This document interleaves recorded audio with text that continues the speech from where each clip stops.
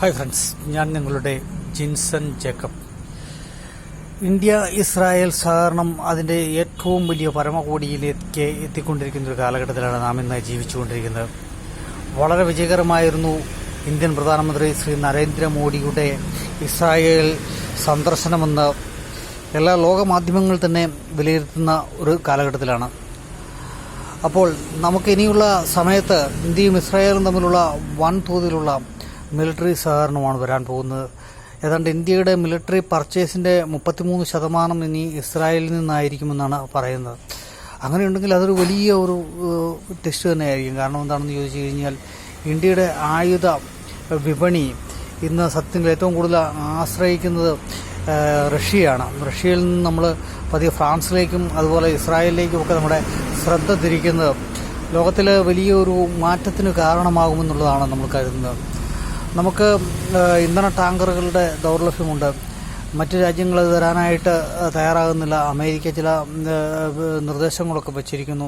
ഇങ്ങനെയുള്ള കാലഘട്ടങ്ങളിലൊക്കെയാണ് നമ്മൾ ഇന്ന് കടന്നുപോയിക്കൊണ്ടിരിക്കുന്നത്. ഈ കാലഘട്ടത്തിൽ നമ്മൾ മനസ്സിലാക്കേണ്ടത് എന്താണെന്ന് ചോദിച്ചാൽ, ഇന്ത്യയുടെ ആവശ്യങ്ങൾക്ക് ഉതകുന്ന വിധത്തിലുള്ള സാങ്കേതിക വിദ്യയും മറ്റും കൈമാറാൻ തയ്യാറുള്ള ആളുകളുമായിട്ട് നമ്മൾ കൂടുതൽ അടുക്കേണ്ടതായിട്ടുണ്ട്.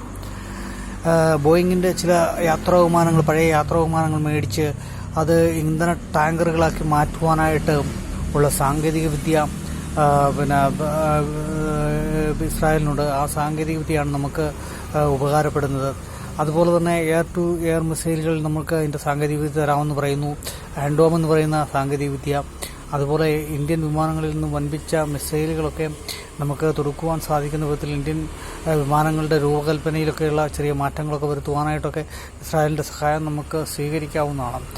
അപ്പോൾ ഇങ്ങനെ മൊത്തത്തിൽ നോക്കുമ്പോൾ നമുക്ക് ഇനിയുള്ള കാലഘട്ടങ്ങളിൽ ചൈനയും പാകിസ്ഥാനും ഒക്കെ നമ്മളുടെ ആക്രമണ ഉത്സുകതയോടുകൂടി വരുമ്പോൾ അവർ വളരെയേറെ ഭയപ്പെട്ട് തന്നെ വരികയുള്ളൂ. കാരണം എന്താണെന്ന് ചോദിച്ചു കഴിഞ്ഞാൽ, ഇസ്രായേലിൻ്റെ സാങ്കേതിക വിദ്യ ചൈനയുടെയോ അല്ലെങ്കിൽ പാകിസ്ഥാൻ്റെയോ അതും അല്ലെങ്കിൽ തുർക്കിയുടെയോ സാങ്കേതിക വിദ്യയൊക്കെ ആയിട്ട് കമ്പയർ ചെയ്ത് നോക്കുമ്പോൾ ആടും ആനയും പോലുള്ള വ്യത്യാസമുണ്ട്.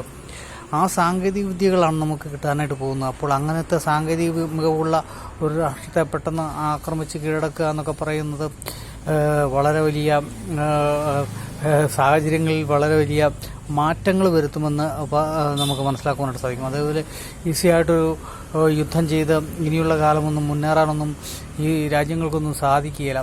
അത് തന്നെ വലിയൊരു അഡ്വാൻസാണ്. അപ്പോൾ കാലം മാറിക്കൊണ്ടിരിക്കുകയാണ്.